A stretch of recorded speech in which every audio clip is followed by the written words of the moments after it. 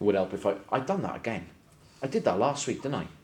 Did anyone watch my recording of the second bit from last week? So it was tinged with embarrassment.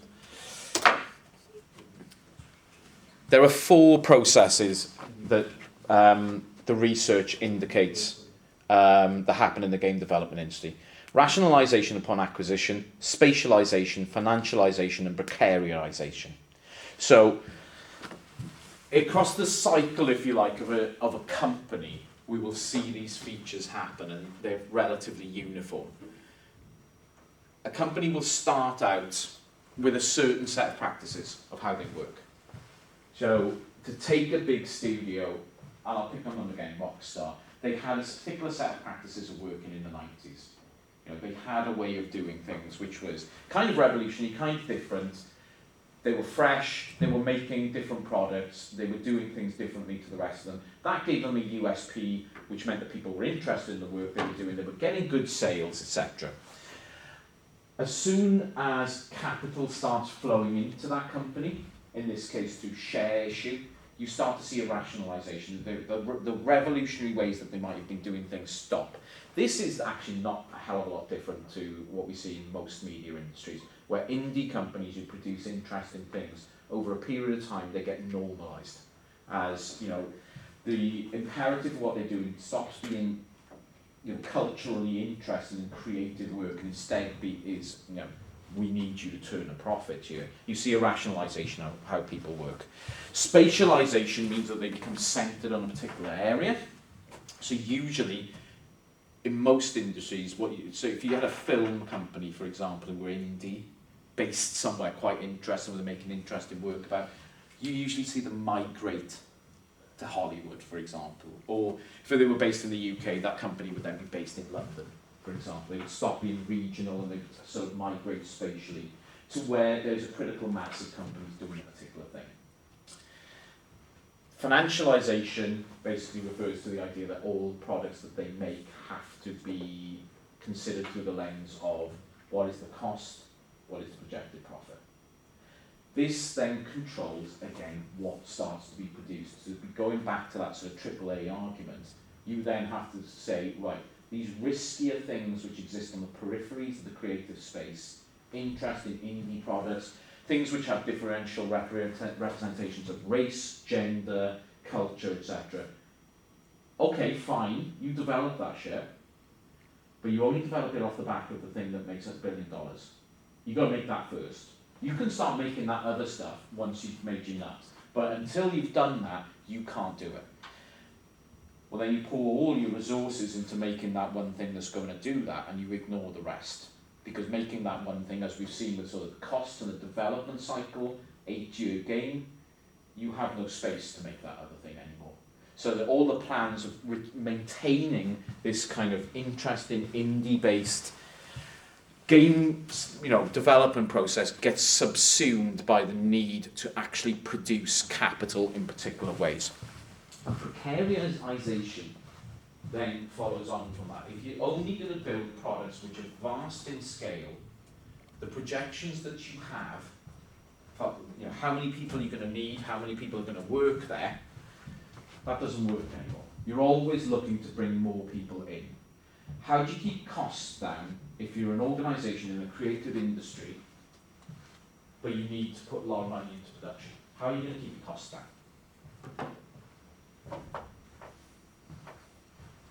This is the lesson you all need to learn, because I know a lot of you want to go into media industry.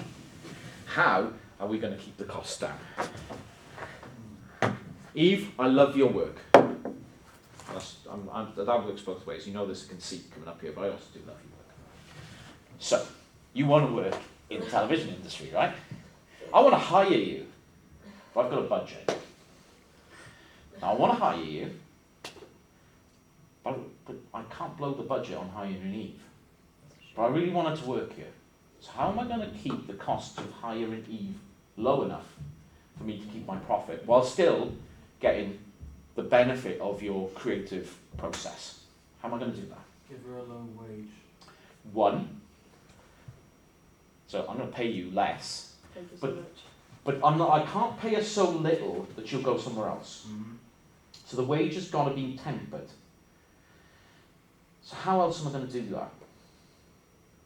I'm not expecting you guys, somebody might know the answer to this, but really this is a devil's advocate thing, because this is what you guys are walking into.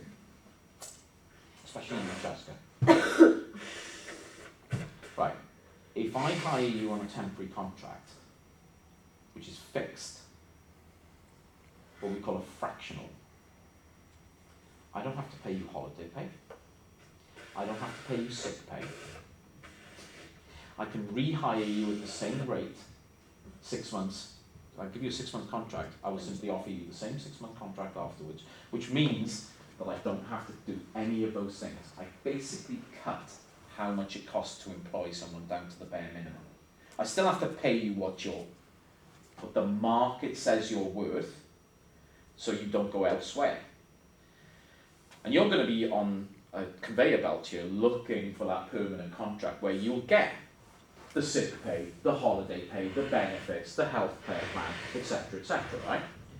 Spoiler, there isn't such a thing. It doesn't exist, because every company is doing this, because they all recognise that this is the way that you actually have to game it so you keep costs to a minimum. So precariousness is built into the system because everyone plays the same game. This is a way that you can make sure that those development costs remain manageable, and you can still exploit these people by saying, look, I know I hired you on a 40-hour contract, right, but we're in crunch. You're going to have to do 100 hours for this. If it's not out in this point in time, you look at your contract, you don't get paid. This is how these industries work. The game industry is bad, but it's very difficult to say they're worse than anyone else, because this happens a lot. It happens across places. The idea of getting a permanent contract in the creative industries is becoming worse and worse as time goes on, unfortunately. Now, this is something that needs to change, but it is a feature of things. Just to give you a context to that, this is pretty much how universities work as well. A lot of people in universities are on these contracts as well, not on full-time contracts. Those people don't get any sick pay. They don't get, one of the reasons why we're on strike is because up to 30 to 40% of people employed in academia are on contracts like this, where nobody gets sick pay, nobody gets holiday pay. There are people in our department who, when it rolls around to May and they've done the marking for your modules, they won't get paid until October. Oh my days.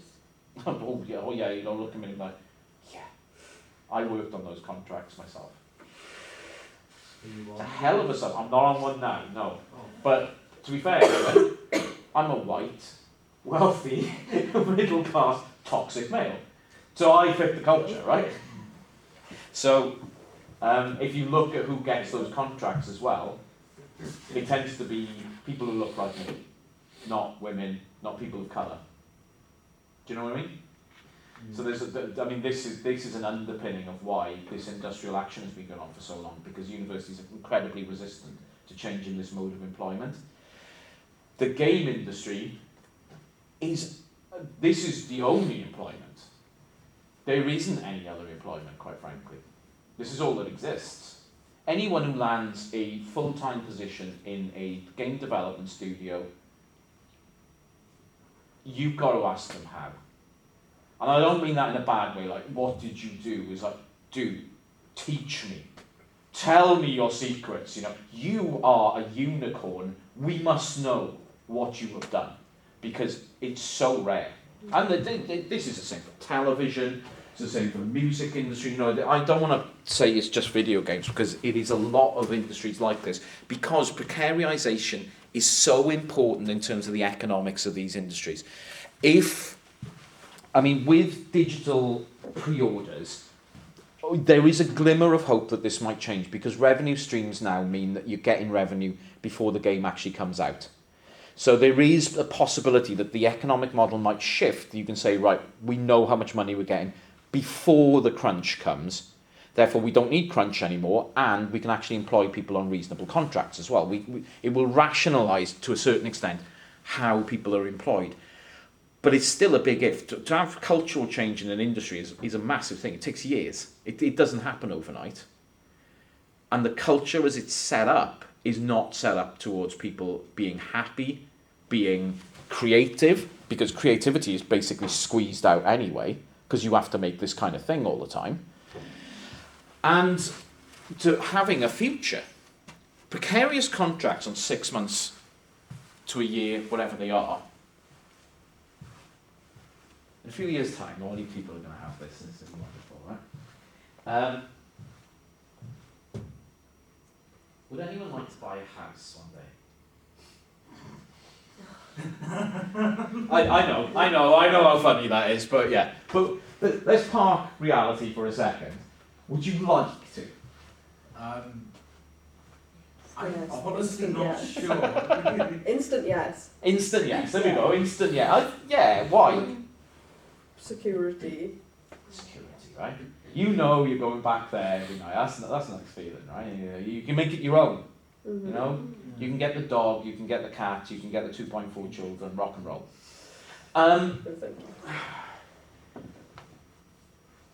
If you work in a precarious fashion, it ain't going to happen. No bank will ever give you a mortgage if you're on a 6-month contract.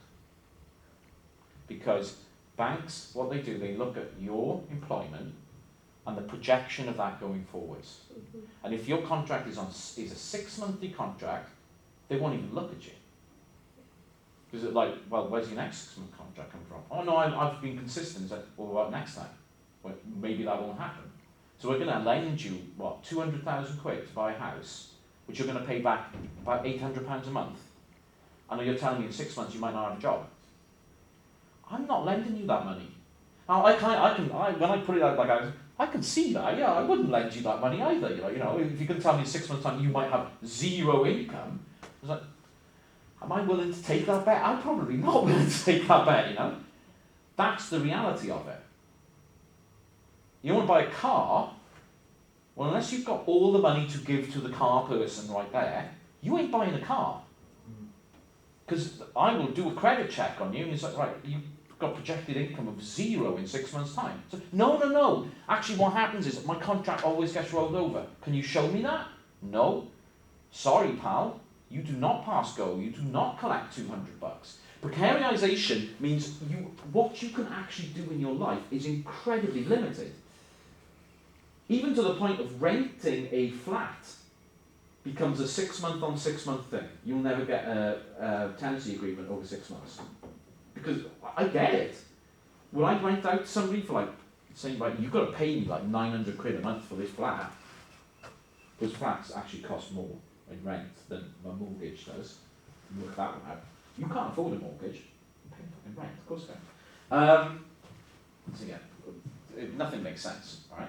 But you want to put down, you would say, I want to live here for a couple of years in this nice apartment. Not on this contract, you don't. That's the problematic thing for precarization. On the one hand, right, the industry loves it because the industry makes money. This keeps the industry, buoyant. It makes development costs are kept to a certain degree. But on the other hand, for the people who have to work in this, it's spectacularly bad. You have fewer rights, you have fewer benefits, and basically your life is curtailed in particular ways. Even though you're doing this really interesting creative work, you can't get a lot, you can't do a lot of things with your life that other people can do. Which is why there's a huge amount of turnover in the industry. Which is why people leave the industry to go into things like academia, because it might pay a lot less, but at least you know you're going to get paid. At least you can go to the bank and say, right, that's what I get. And say, right, you can have a mortgage. I mean, you're going to be poor, but you can fucking have somewhere to live at least. So, this anchoring of the whole industry on precarious contracts is incredibly damaging. Now, in terms of, what do I mean by each of these things, or what does Bullock mean by each of these? Acquisition is when large companies buy indie studios. The indie gets put then at the mercy of market forces. Basically what he's arguing is as soon as an indie studio is bought up, it has to change the entire way that it works. Financialization then becomes a control mechanism for the people who work in that studio. Everything that they do has to be seen through the lens of, you've got to make money. So you can't be creative anymore, you've got to be make money. What we have here is what's called a dual movement of capital. Indie studio gets acquired, big bucks. You think, no more living off beans. No more wondering, is this going to work? Because we've got the money in the bank now. Everything's happy. And as soon as you've got the money in the bank, then you start getting told what you have to do. Your money didn't come for free. Now you've been acquired, all of your creative impulses have passed out of the window. Again, this is not an argument solely about the games industry. This happens across the board in the creative industries. Financialization basically works as a form of surveillance on productivity as well. Lots of tales of how indie companies get subsumed into big game studios, and all of a sudden they're installing stuff on computers to see how much people are working a day. Are you doing 9-10 hours at your workstation per day? If you're not, you're called in to speak to the big boss. Why aren't you working? Why is this game not pushing forwards on the time scale that we have told you to? Well, as a culture, as our studio, we like to give staff, time to go out and do activities and to have a healthy work-life balance. That's why we do organised, frolf sessions. You guys ever played frolf? Frisbee golf, bitches, amazing. Because you don't have to walk around like a twat with a stick, but you still can have there's still shit. It's great. No more frolf. No more frolf, you people. Work. The whole culture changes in acquisition. And precarity is basically now the dominant way of doing things. A precarious way of working is the way that a lot of industries are going. In game development, interesting, this affects white, heterosexual, middle or upper class people. In a lot of industries, it's actually precarity is coming down on people who've never had precarious conditions before. Precarious employment is not a new thing for a lot of people in society. This has been a feature of working class experience for centuries, but it is now hitting the professional classes in a big way. Basically, the game industry is a form of gig economy at this point. It's not very different to being a Deliveroo driver. You are hired on a particular time frame to deliver a particular thing, then your contract ends and you have to move on to the next thing, and you have to shop yourself around basically looking for where the next gig is. So developers move incredibly quickly towards other things. This creates vast problems for people working in the industry. Games industry is normally centered around very high-tech, high-end areas. Northern California, for example. To live in Northern California, you need a shit ton of money. The games industry ain't giving you a shit ton of money, but you have to be in that area or you're not going to get employed. They're not going to give you gigs remotely. And there's no reason why in the games industry actually you couldn't work remotely. You just think about what you have to do as a person. I mean, you can do that. But because of this surveillance culture, they want people to work centrally, not remotely. They want to stay on top of people. So you've got to find somewhere that you can live in that area on what you earn. This is going to be really, really freaking difficult, unfortunately, and it is proving thus. There's a myth, Jay McGonigal talks about this. There's a myth that video game industry is, they improve things. A video games industry moves to your area, things are going to improve. There's going to be more high-tech industries, there's going to be better employment opportunities, better tax returns, etc. These are multinational companies, they don't pay tax. You don't make money as a company by paying tax, let me tell you that now. Jeff, Bezos, he didn't get rich by paying fucking taxes, let me tell you. All right? That guy don't pay no tax. Which is why I've got no problem jumping over the fence in the depot down there opposite the other campus and nicking stuff out of the bins. Because he don't pay tax. I'll tax him. That's a very Swansea word, that is, for robbing stuff. I'm going to tax it. That is old school Swansea word. So the precariety of working in this industry is absolutely destructive. Basically, the argument here is that the industry combines the model of TV with the model of new media economy. So just like television studios, you have that creative process. You need creative professionals who are trained and are knowledgeable in particular ways. But we also have the new media way of doing things, which is precarious sort of employment, gig employment, basically. As a industry, this is borne out in what people are asked to do. Console manufacture is actually a relatively straightforward process. It's an industrial process. Consoles are sold at cost or beneath cost. They're sold very often at a loss. The mechanism for making money is in the software, not the hardware. Consoles won't make you much money anyway. And because they involve a big capital outlay, and you're not going to need a new one for a few years, you can actually take the hit as a company. You know, if you're going to say, I'm going to lose $50 on every Switch, Nintendo will give a fuck about that, to be honest. That will add up for Nintendo kind of big loss, because we might sell 150 million Switch. That's a lot of money over time, but they know that the money is actually in the software that they put out, not the hardware. The money is all in games. Digital distribution is actually a really dangerous thing in that way as well, because that is going to concentrate revenue streams on the company. It's previously, making and distributing took up a lot of that cost. Therefore, our digital downloads should be about 15 to 20% less than buying. In reality, that if you take out manufacture and distribution, we should be paying 20% less for our games on digital download. Are we doing that? No. So they're pocketing the 20%.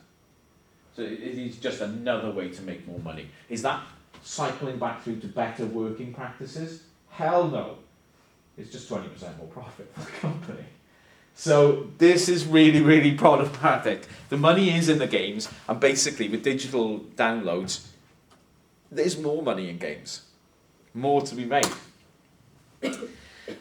The whole economics means that AAA absolutely dominates and will continue to dominate.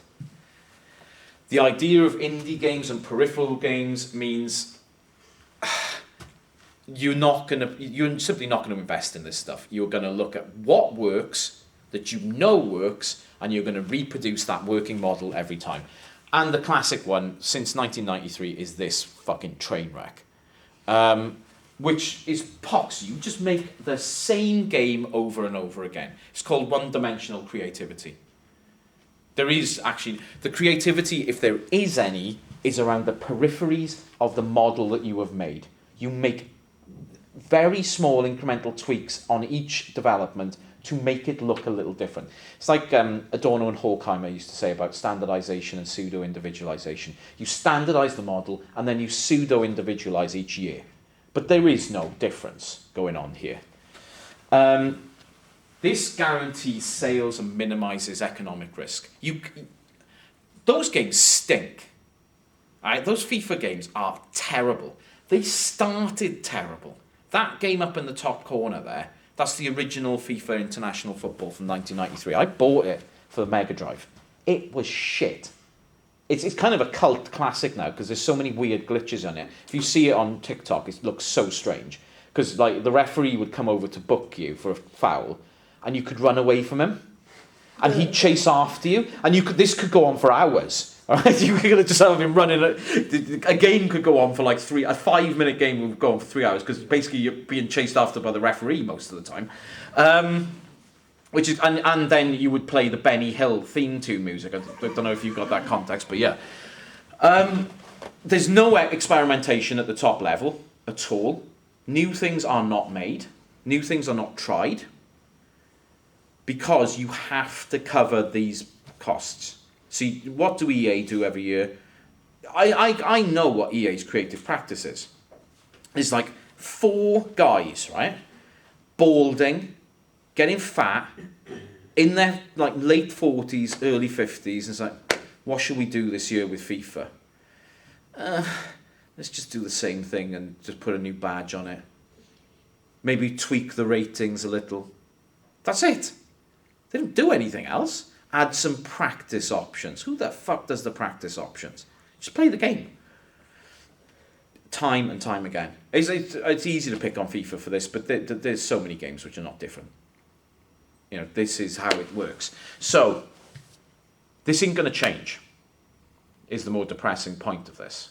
This is how the industry is built. You have, and Bullett's argument here isn't that this is, obviously this is a bad thing, but it's a necessary thing. The way that the industry is structured means this is going to happen. Unless you manage to restructure the industry, which would involve getting rid of Sony, getting rid of Microsoft. You've got to sweep those guys out of the way straight away, because they're massive blocks to creativity here because of the way that they're structured as companies. Getting rid of Nintendo to a certain extent, because then you can have actual diversity in terms of how things are made. Getting rid of all the big studios, telling EA you've got to close your doors because you're part of the problem. Unless you do all those things, nothing's going to change. But nobody's going to do that. There's too much money tied up in all this shit. EA are worth billions. You're not going to get rid of EA. You know, no government is going to turn around and say, yeah, close that fucking company down because they don't give us any tax revenue. Come on, you know, that's not going to happen. So it's incredibly difficult. In terms of working into the industry, as Kylie Jarrett says, the playful nature of what we do, and this is your kind of thing, Cheska, like, you know, you love games, you're so passionate about the games industry, you're so passionate about video games, and we kind of project that, you know, this passion that I could bring into it, and games are about play, this is what things are going to be like. Well, Kylie actually really says that that's just a front that hides that actually when we go into it, we're just going to be exploited. And this sort of crunch working thing has become the absolute norm. So, I mean, the Red Dead Redemption 2 thing hit the news. When the game came out, people who worked for Rockstar went feral.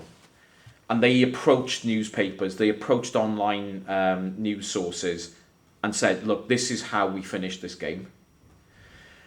And people were up in arms. They were like, these people are being absolutely trashed to finish this game. Now, one thing I will say, at least it came out finished. Because a lot of things don't, but that actually did come out as a finished working game. This was 2018. People are like, whoa, the games industry's got to change. You cannot treat workers like this. If anything, in the intervening 4 years, it's got worse. Nobody has done anything about that. Even the industry itself, yeah, we have to reform our practices. We have to treat employees better. And then they just keep doing the same thing over and over again. And you know, like when GTA 6 comes out, you're going to get the same stories. You know, when the next big AAA comes out, you'll know that's how they worked. That the people who made that game for you basically put themselves into nervous breakdowns to do this. That the people who did that will have symptoms like PTSD at the end of it. That they will need psychological help because of the way that they worked to get that game over the line while we're collecting XP. While we're enjoying. In our leisure time, which they had none of because they were making the game. And I laugh, but it ain't funny, right? You know, it really ain't funny. It's horrendous. And again, going back to the industry, I don't want to like bang the drum here too much, but that's why we go out and strike, because we've got colleagues who this is happening to, you know, who are doing all this work to get things ready, and they're not even being paid for it, and it's just. So, in terms of development itself, this basically means, and I know I've covered this argument before, we have a cycle of white middle-class men making games that reflect themselves. You know, D'Astasio did some work with Riot Games, who obviously we know best for League of Legends, right? And she basically did a couple of days in there. She said I couldn't handle this anymore. Because it's like, it was pretty much just like bro central, the way they worked. And they were all in there all the time. It's like, those guys were living off Monster energy drinks and just this huge bro culture. And she was like, I can't spend any time in this any longer. This is fucking, I'm going to go nuts. The dominant cultural logic of games is escapism, which reflects basically and creates who plays games, but the actual logic of what is done here is not escapism. It is hard grind, old school capitalism, which is really problematic. And this notion of techno-masculinity is really important in this. Creative work assumes the white male is the universal subject with whom the practices of programming are concerned with. What Bullitt is referring to here is like a new form of creative labour, where because it's programming based and we associate computational skill and programming skill with being white and male.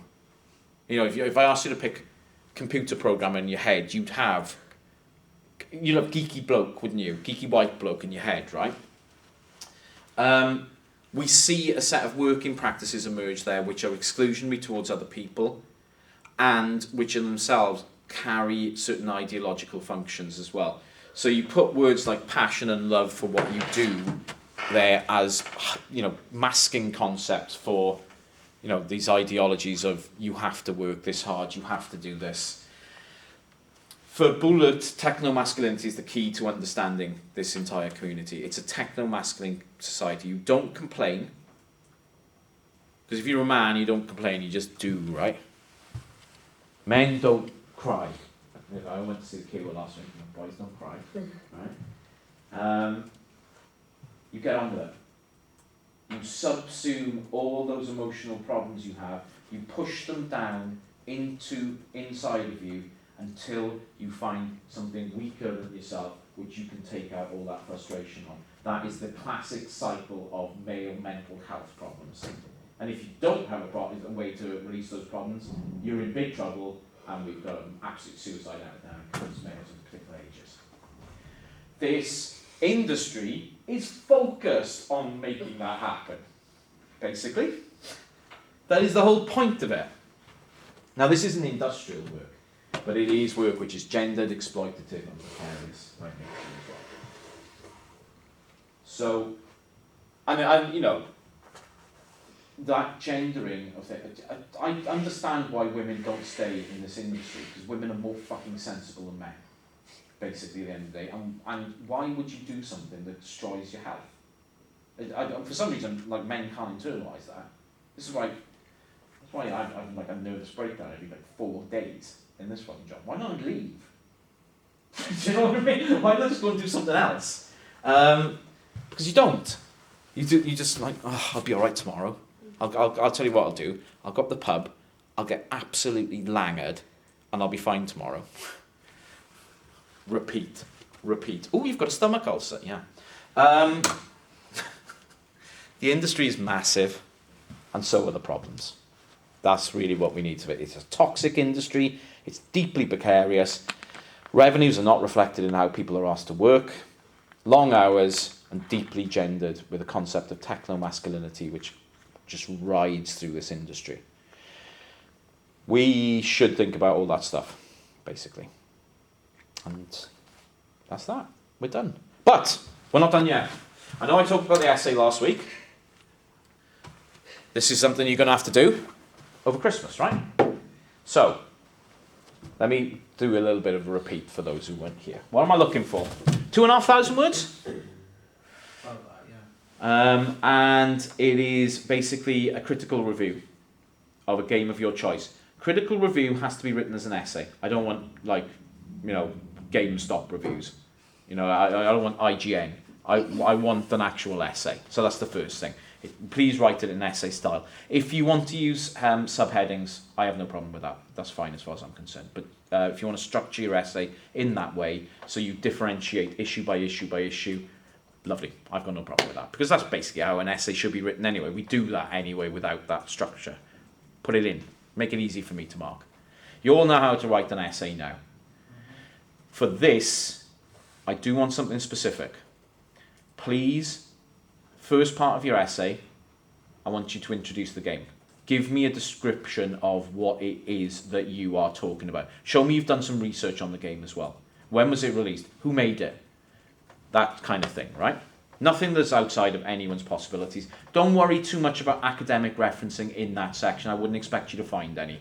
If you're going to lean on Wikipedia in that, go for the sources that the Wikipedia article has got for it rather than put in Wikipedia article, right? But you can draw from there because that information is going to be pretty accurate anyway.